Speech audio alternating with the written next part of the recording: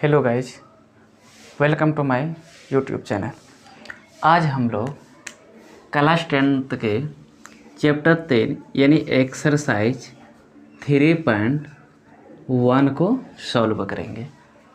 आज हम लोग इसको इजी वे से और वर्ड प्रॉब्लम का कैसे इक्वेशन तैयार करना है उसको बहुत ही आसान तरीके से सॉल्व करने के लिए सीखेंगे। यदि आपको 3.1 एक्सरसाइज कंप्लीट बनाना है तो प्लीज़ इस वीडियो को अंत तक देखिएगा। तो सबसे पहले क्वेश्चन उठाते हैं।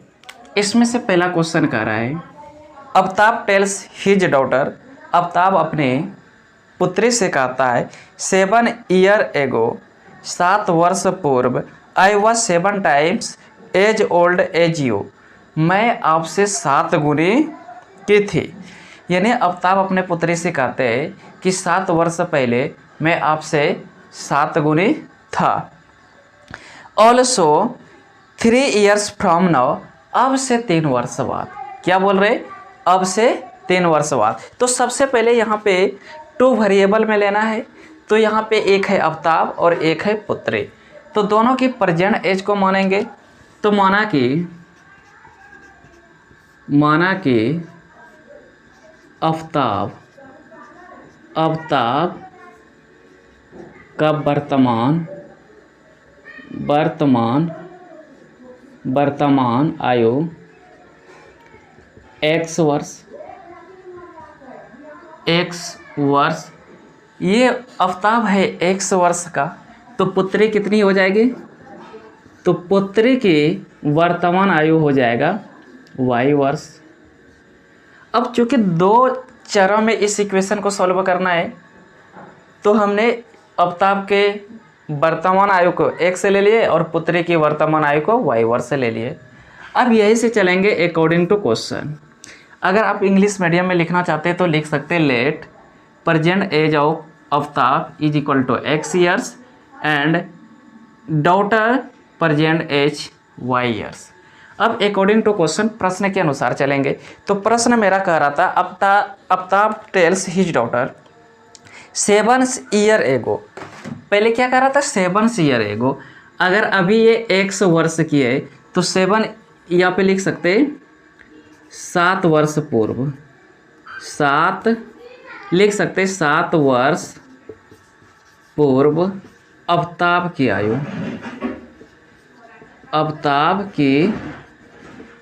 आयु, तो 7 वर्ष पूर्व अफ्ताब की आयु क्या हो जाएगा? x minus 7। यानी अभी की जो एज है उसमें 7 को माइनस कर देंगे तो अफ्ताब की 7 वर्ष यानी 7 वर्ष पूर्व की आयु निकल जाएगा। उसी प्रकार 7 वर्ष जो है पूर्व पुत्री की आयु देखेंगे तो ये पुत्री अभी y है तो 7 वर्ष बाद हो, पहले कितना की होगी? तो y माइनस 7 वर्ष। अब यहाँ से हमने यहाँ पे एक इक्वेशन इसका तैयार कर लेते हैं। अब देखो ये हो जाएगा, एक साइड रखेंगे अफ्ताब को और एक साइड रखेंगे पुत्री को। अब ये कह रहा था कि 7 वर्ष पूर्व मैं आपसे 7 गुनी की थी। तो 7 गुनी का कौन था? तो ये अफ्ताब है और दोनों को हम यहाँ पे इक्वल दिखा रहे, इसलिए पुत्री को जब हम 7 से मल्टीप्लाई कर देंगे तो दोनों क्या हो जाएगा? इक्वल। इसको सॉल्व कर लेते x minus 7 equal 7 into y 7y minus 7 into 7 49। अब y को एक तरफ ले आते हैं और कांस्टेंट टर्म को एक तरफ, तो x minus 7y minus 49, minus है तो इधर हो जाएगा प्लस, तो x माइनस 7y इक्वल हो जाएगा माइनस 42। इसको इक्वेशन 1 ले लेते हैं। पुनः फिर यहाँ पे क्या कर रहा है कि 3 वर्ष बाद, अब 3 वर्ष बाद बोल रहे हैं तो इसलिए हम 3 को क्या करेंगे? प्लस कर देंगे। अफ्ताब है तो इसलिए x प्लस 3, चूँकि यहाँ पे बोल रहा है कि 3 वर्ष बाद मैं अब से 3 गुना हो जाऊँगा। तो ये 3 गुना हो जाएगा कौन? तो अफ्ताब x प्लस 3 और पुत्री का क्या हो जाएगा? अगर ये y है तो 3 वर्ष बाद हो जाएगा y प्लस 3। अब ये इससे 3 गुना हो रहा है, यानी जो उनके फादर है पुत्री से 3 गुना होगा, इसलिए पुत्री को यहाँ हम 3 से देते हैं गुना करके। तो x plus 3 equal 3y plus 9 अब x माइनस 3y ये हो जाएगा 9 माइनस 3, तो x माइनस 3y इक्वल 6, ये हो गया इक्वेशन 2। चूँकि इसको कह रहा था कि ग्राफीय विधि से हल करेंगे, तो ग्राफीय रूप लेने के लिए सबसे पहले हमें इसकी कम से कम 2 वैल्यू चाहिए। इसकी कितनी वैल्यू चाहिए? तो 2 वैल्यू चाहिए। चलो इसको हम लेते हैं इधर। अब ये है x minus 7y equal minus 42, तो x बराबर हो जाएगा माइनस 42, इधर माइनस है तो प्लस हो जाएगा 7y।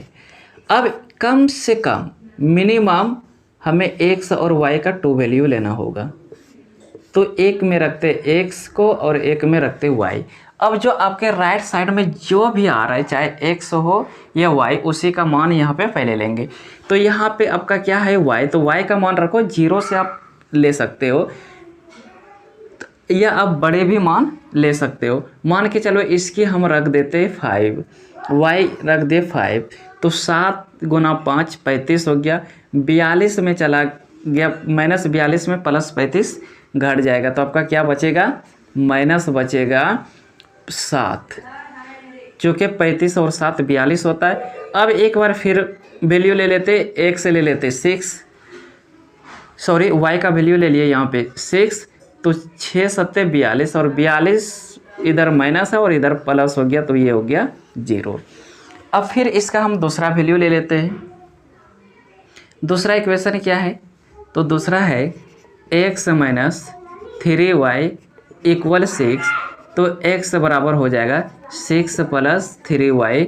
यहाँ पे भी हम इसके 2 वैल्यू लेने की, इसकी भी 2 वैल्यू हम यहाँ पे ले लेते हैं। अब ये x है, यहाँ पे y, ये भी इधर y हुआ, इसलिए y का वैल्यू पहले रखेंगे। चलो ये 6 है, ऐसा वैल्यू रखो जो ज़्यादा बड़ा ना हो, तो एक बार इसका 0 मान रखते, y 0 हो गया, तो 3 0 0, तो 6 में चला, सॉरी 6 प्लस 0 बराबर ये हो जाएगा 6। अब इसकी वैल्यू हम रखते हैं -1। अब -1 जैसे रखेंगे तो ये हो जाएगा -3, 6 में गया -3 तो बच गया +3। तो इस तरह से हमने दोनों इक्वेशन का 2 वैल्यू ले लिए। अब इसको हम ग्राफ बनाने की कोशिश करते हैं। अब इसकी हम ग्राफ लेते हैं, इसकी स्क्रीनशॉट ले लीजिए। ओके, अपने स्क्रीनशॉट ले लिया होगा। अब ये दोनों इक्वेशन का हम लोग यहाँ पे ग्राफ ड्रॉ करते हैं। तो ग्राफ के लिए हमें 2 एक्सिस लेना पड़ता है, इसको बोलते हैं x एक्सिस और ये हुआ y एक्सिस। इधर का वैल्यू पॉजिटिव में होगा, +1 +2 +3 +4 +5 +6, ऊपर भी प्लस में होगा।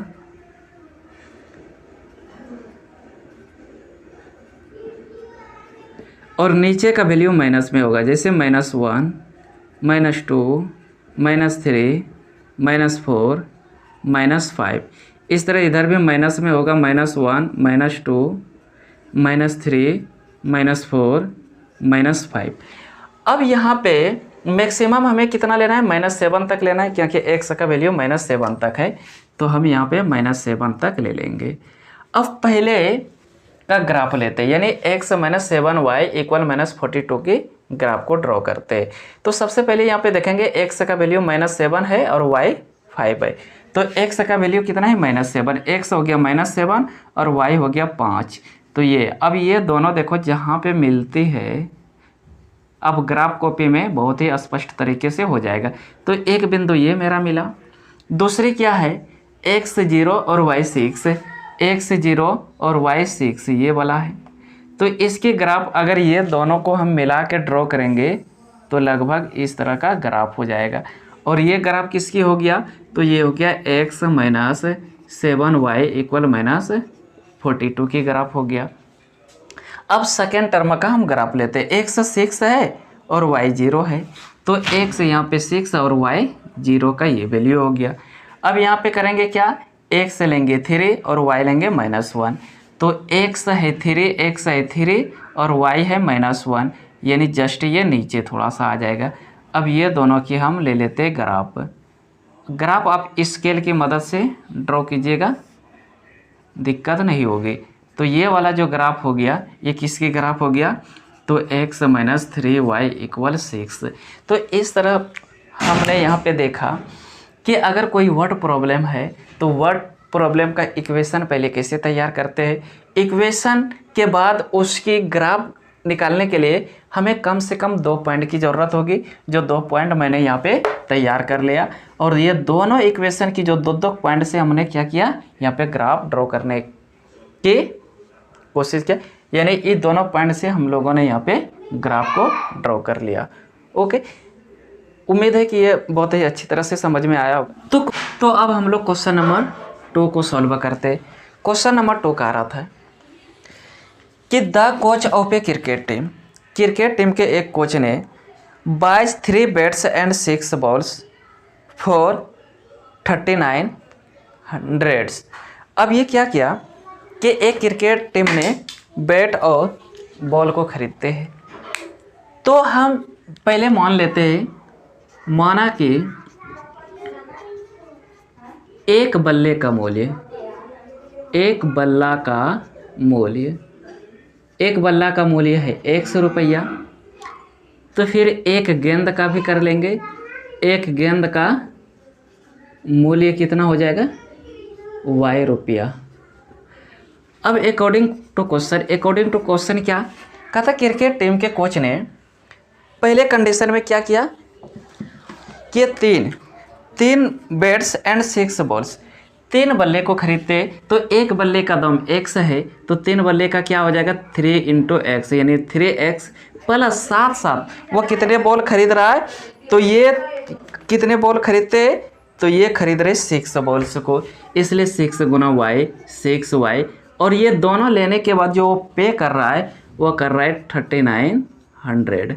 तो ये हो गया इक्वेशन 1। अगर इसको और आप इजी करना चाहते तो कर सकते, 3 कॉमन आ गया, x प्लस 3 दूना 6 2y बराबर 3900। तो x प्लस 2y, आप चाहे तो इसको काटा सकते, 3 1 जा 3 3 3 जा 9, यानी ये हो गया 1300। इसको हम इक्वेशन 1 मान लेंगे। पुनः फिर देखो क्या करता है, फिर ये कोच ने कहता फिर सी बाइज अनदर बैट, यानी तो एक ही बैट ले रहा है, दूसरा बैट ले रहा है, यानी एक बैट का मूल्य x है, एक बल्ले का मूल्य x है, और इसके साथ वो 2 मोर बॉल्स, और 2 अधिक क्या लेते, फिर 2 लेते, तो ये हो गया 2 × y, तो 2y, यानी 2 गेंद फिर लिया। और इस कंडीशन में ये जो पे करता है वो करता है 1300। तो ये इक्वेशन हो गया 2। तो ये दोनों का आप यहाँ पे देख रहे हैं, दोनों इक्वेशन क्या है, सेम है। और दोनों इक्वेशन जब सेम है तो इसकी ग्राफ ओवरलैप होगा। जब ये ग्राफ ओवरलैप होगा तो संपाती होगा, तो किसी एक का वैल्यू को हम निकाल लेंगे। जब किसी एक का वैल्यू निकल जाएगा, दूसरे इक्वेशन के लिए भी वही ग्राफ होगा और उसके हम ग्राफ डाल सकते हैं। अब इसके लिए पहले हम एक का चेक कर लेते हैं कि इसकी क्या होने वाला है। तो x बराबर हो गया 1300 माइनस 2y। अगर हम यहाँ पे x और y का वैल्यू निकाले तो क्या हो जाएगा, एक में x को रखो, y इधर y है तो y, अब ऐसा मान रखो जो कि छोटा से छोटा हो। अब देखो मान लेते हैं x का मान y का मान रख लिया 100, तो 2 × 100 200, 1300 में चला गया 200, तो आपका बच जाएगा 11। तो ये होगा 1100। अब यहाँ पे आप 5 भी रख सकते, 500 भी रख सकते। तो 5 दूनी 10, 1000 होगा, 1300 में 1000 गया तो ये 300। तो इस तरह से इसके हम दोनों के ग्राफ ड्रॉ कर लेंगे और इसकी ग्राफ ओवरलैप होगा। अब क्वेश्चन नंबर हम लोग 3 देखते हैं कि the cost of 2 kilograms apples and 1 kilogram of grapes. तो यहाँ पे सेब और अंगूर खरीदी जा रही है, तो दोनों की कॉस्ट को हम क्या करेंगे, अलग अलग मान लेते। माना कि 1 किलोग्राम सेब का मूल्य, तो 1 किलोग्राम सेब का मूल्य कितना हो जाएगा, 100 रुपया हो जाएगा। फिर 1 किलोग्राम अंगूर का मूल्य, तो ये कितना हो जाएगा, y रुपया हो जाएगा अकॉर्डिंग टू क्वेश्चन। फिर प्रश्न क्या कर रहा है कि ये 2 किलोग्राम एप्पल्स, तो 2 किलोग्राम एप्पल्स, तो 1 किलोग्राम का दाम है x, तो 2 का कितना हो जाएगा 2x। और साथ में ले रहा है अंगूर कितना ले रहा है, तो 1 किलोग्राम, तो 1 इंटू वाई, तो y हो गया। और ये दोनों लेने के बाद वो कितना पे कर रहा है, तो वह पे कर रहा है 160 रुपीज। तो इसको हम इक्वेशन 1 पुट कर लेते हैं। पुनः